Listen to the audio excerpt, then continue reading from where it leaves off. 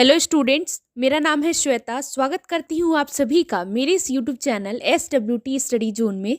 Listeners, आज की इस वीडियो में हम बिजनेस ऑर्गेनाइजेशन के सेकंड यूनिट के कुछ और टॉपिक्स के बारे में जानेंगे, जो कि है लिमिटेड लायबिलिटी पार्टनरशिप। यानी कि आपका सिलेबस का पार्ट है ये लिमिटेड लायबिलिटी पार्टनरशिप, यानी कि इसको हिंदी में कहते हैं सीमित देयता साझेदारी। तो इसके बारे में आज मैं आपको बताने वाली हूँ, इसकी मीनिंग, डेफिनेशन और कैरेक्टरिस्टिक्स के बारे में।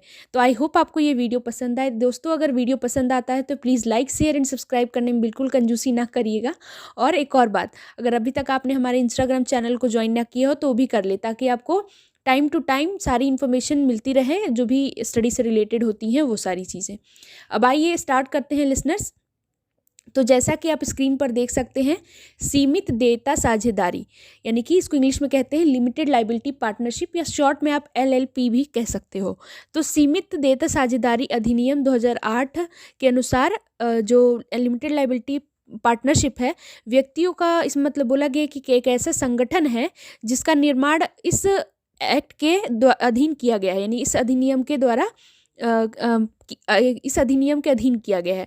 यानी कि बोला गया है कि इसमें ये भी होता है कि जिसका पृथक वैधानिक अस्तित्व अपने सदस्यों से पृथक होता है, यानी कि इसका अपना वैधानिक जो अस्तित्व है वो अपने उसके सदस्यों से, मेंबर्स जो होंगे उनसे पृथक होता है।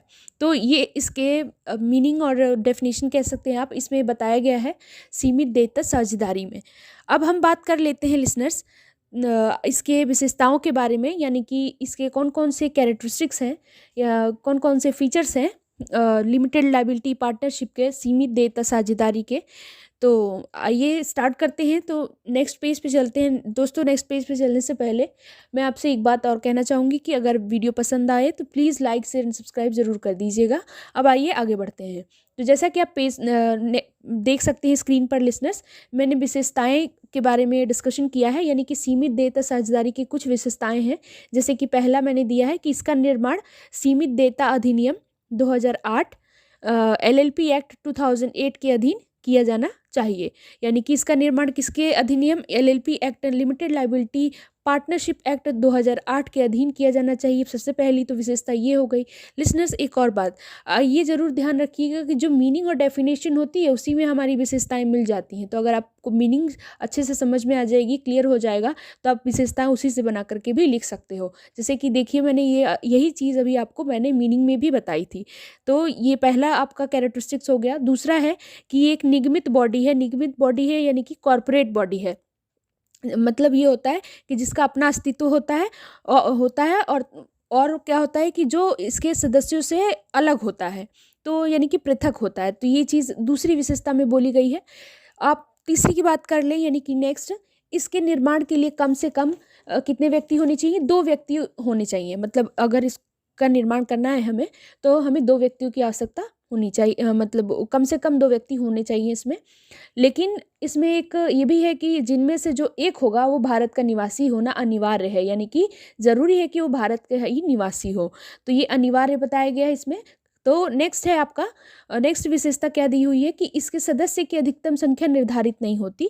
यानी कि जो मिनिमम तो हमने बता दिया कि 2 व्यक्ति होने चाहिए, लेकिन इसकी जो अधिकतम यानी कि मैक्सिमम जो नंबर्स हैं मेंबर्स की, वो चीज़ें इसमें निर्धारित नहीं होती है।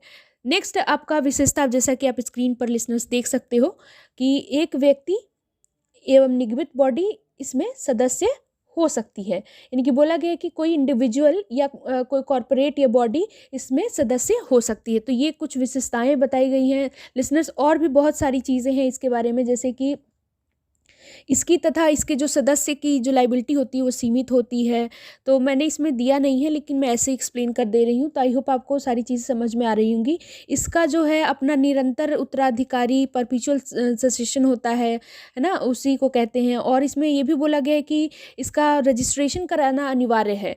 यानी कि जैसा कि हमने देखा था सोल प्रोप्राइटरशिप में कि अनिवार्य नहीं था, पार्टनरशिप में भी अनिवार्य नहीं था, ऐच्छिक था। तो लिमिटेड लायबिलिटी पार्टनरशिप में आपका क्या है कि इसमें रजिस्ट्रेशन कंपलसरी है, यानी कि अनिवार्य है। और इसमें क्या है कि इसमें अपने खाते दोहरा, यानी कि लेखा प्रणाली जो इसको इंग्लिश में कहते हैं डबल एंट्री सिस्टम के अनुसार देखा जाए तो इसको अनुसार रखने अनिवार्य है, एवं उनकी एक प्रति रजिस्ट्री के पास भेजनी भी अनिवार्य है।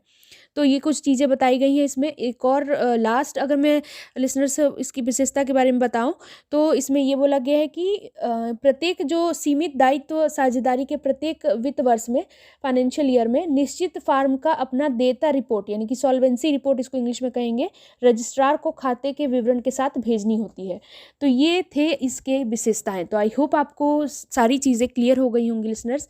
अगर वीडियो पसंद आए तो please like share and subscribe करना ना भूलिएगा, और इस वीडियो से रिलेटेड कोई भी इशू है तो आप मेरे कमेंट सेक्शन में कमेंट करके बता सकते हैं। Thank you for listening me.